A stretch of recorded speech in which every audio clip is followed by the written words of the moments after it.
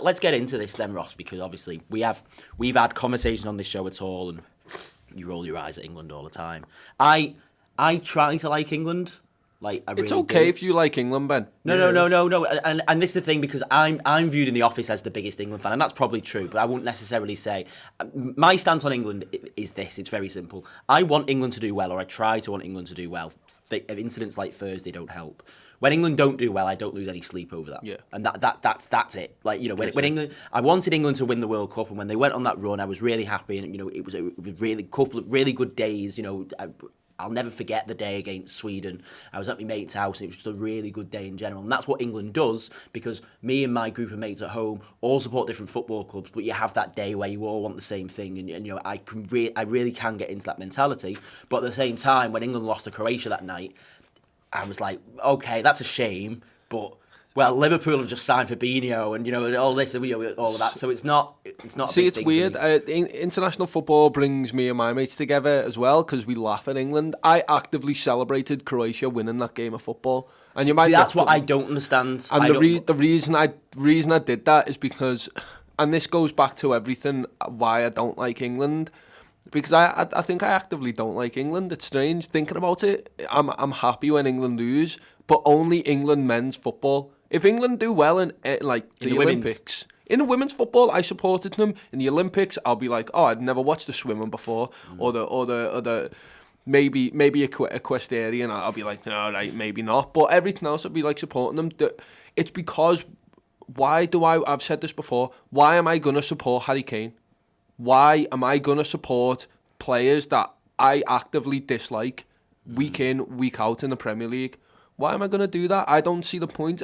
England, for me, and I'm probably definitely wrong, but in my mind, it's for fans of lower league clubs who have shit fucking players, who have nothing to play for, and then they get to watch England, and they get to go, right, we have these amazing players now, when they don't in the club football, and that's what Liverpool has. Liverpool is the biggest team in the world.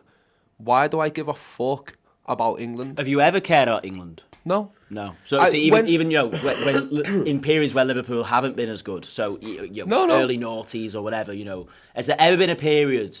It's because it's boring to me. I had a look at England's last 6 fixtures, and this is after the Nations League stuff. They played Kosovo, they won 4-0. They played Montenegro, they won 7-0. Played Bulgaria, they won 6-0. They played Czech Republic, which is the first semi-good team that's there. They lost 2-1. They played Kosovo, they won 5-3. I remember watching that being like, England are shit here. And then they played Bulgaria 4-0. Why do I care about that? All right, when the big tournaments come up, all right. But all I'm seeing every time I watch England play is people going, oh, they've got to play these Euros. And they're playing no-mark shit players who don't want to be there because they know they're going to get beat. And it interrupts our flow. That's all that happens every time, is we play shit football teams constantly. Why do I care about that? I think that's the thing for me, and that's what my attitude allows me to kind of dip in and out of, because I'm not passionately against it like that. But it might be called glory hunting, but I can not watch those games that England have just played, and then when it comes to the summer, I'll get behind them for a bit, and I'll be happy until they get knocked out, and then I can kind of forget about it. But it does. I totally agree with Tom Ross when the commentators say things like, oh, and this number 18 for Kosovo, in a weekend he's on the checkout at Asda, and I'm like, well, what am I doing watching this? Why? Because these are top Premier League players who are now needlessly being put through their paces against nobodies to qualify for another tournament that they're probably not going to win, and it's, you know, it's really bizarre. But at the same time, I definitely don't actively like. I'm definitely not actively angry about that. You know what I mean? It's not. I think I can just choose to be like oblivious to it. I can just choose to be neutral about it. But you say that you just admitted of glory hunting. And what Tom's getting at there is like I watched 10 minutes yesterday because I was at my dad's and my dad had it on. Is growing up through the past 15 years of watching England, it's boring. Like what Tom just said there, it's boring. The commentary's boring. The play is boring. When you watch Liverpool week in, week out, the reason I fell in love with football was because of Liverpool and the way we play. And you see the way we play now. I don't like it because, as Tom mentioned, it interrupts our flow. So you're watching Liverpool and you get to the Premier League and it's like, oh, 4 games in, international break. 4 more games, international break. It's like, why? Why are we having all this stuff? There's stuff in the summer of like having a long Premier League season. and like I said this at the time, like UEFA Nations League, they just glorified friendlies to try and make it interesting. Yeah. That's my take on it. That's what I think they've done. Whereas I think you get a better result in the Premier League by giving players rest, playing people like no marks, like Tom's just said. I don't understand that. And equally, like I don't like them then, and I don't get behind them in tournaments. I like the actual tournaments themselves. I love the World Cup. I love the Euros because I like watching other teams and like things that you might not have heard of. But like equally during the summer, like you did get on the bandwagon. I'm not gonna go with you. You and many others jumped on the bandwagon thinking, oh yeah, England are gonna win this. They beat Panama.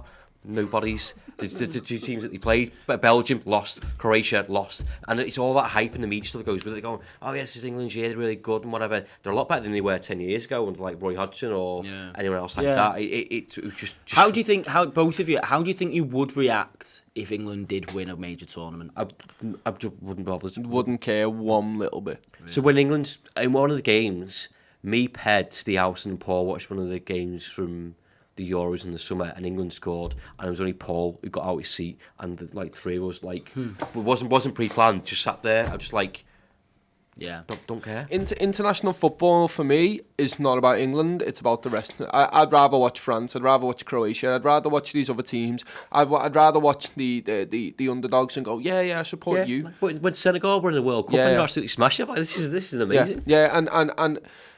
I feel like if people listen to this and they actively like England, I feel like they'll be like, you're putting us down and blah, blah, blah. Yeah, I am. I'm sorry about that. But it just, like Ross says, it bores me. It really does. We're watching, it feels like I'm supporting Everton. You know what I mean? A mid-table club that's doing fuck all. There's loads of hype around you because you've bought loads of boss players and you're doing nothing.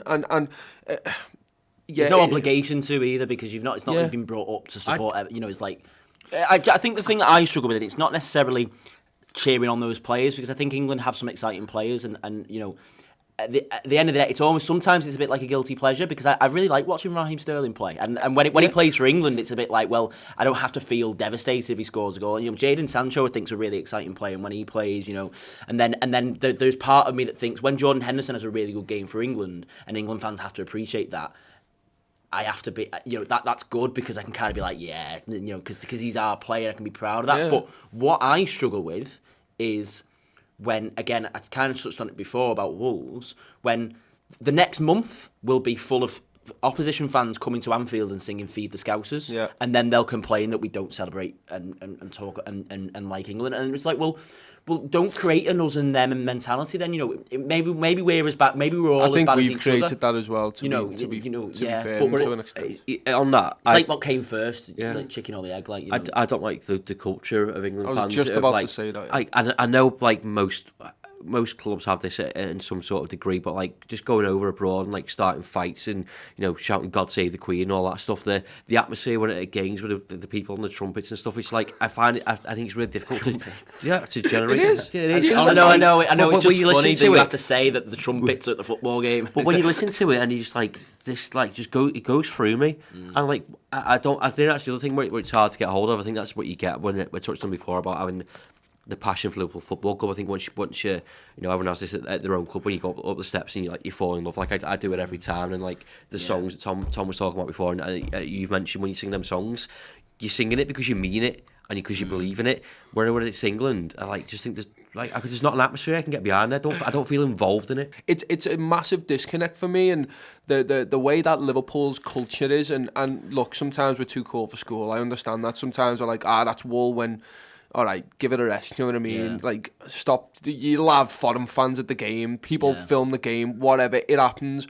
But the thing is, the England culture is so fucking atrocious. It's Championship, it's League One, it's League Two. And it's all these fans coming through and singing the same chants for every... Come on, England, with a trumpet doing the same fucking beating behind. And it pisses me off. Every time I hear... people unironically singing "God Save Our Gracious Queen" in the 60th minute of an England game, I turn it off. I mute it. It pisses me off because maybe it shouldn't annoy me that much, but it does. It really, really hurts me deep inside. Do you think we'll start to round up on this a little bit? Do you think that this mentality, because as I say, it's an us and them mentality, isn't it? A little bit, and it's not ideal. But that comes from deeper roots, not just football. Yeah, but do you think because as I said before, I really want to like England, and when England do well, I really want to get behind that. But it's things like Thursday that I imagine there'll be a lot of people like me who I just go, well, why should I bother? And it almost feels. Do you think it's going to start getting worse? Like, you know what I mean? Do you think the reaction of Liverpool fans to this Joe Gomez incident is going to encourage more negative chanting at Anfield and create more of a rift, or do you think that's just a Twitter culture that will probably just blow over? Possibly. I reckon when Joe Gomez steps to the field at Anfield next time, he's going to get a massive roar behind him. Possibly, we'll go behind it. If maybe, I don't know, do you decide to start booing out England players? But like, I think it might be done and dusted by then. Yeah, to be honest with you, I would hope so. I don't want it to go that way. No, by the way. I think there might be a small group of people that do that, but I think, well, I can't speak for all Liverpool fans. I think Liverpool fans are more interested in getting behind their own team rather than concentrating on anyone else. Yeah, no, I agree with Ross there. I think it's going to get worse. I don't think it's just because of that. I think the politics in surrounding it is mad to me. In my head, and maybe I'm wrong because a lot of England fans aren't this, there's a lot of Northern Liverpool fans. In my head, a lot of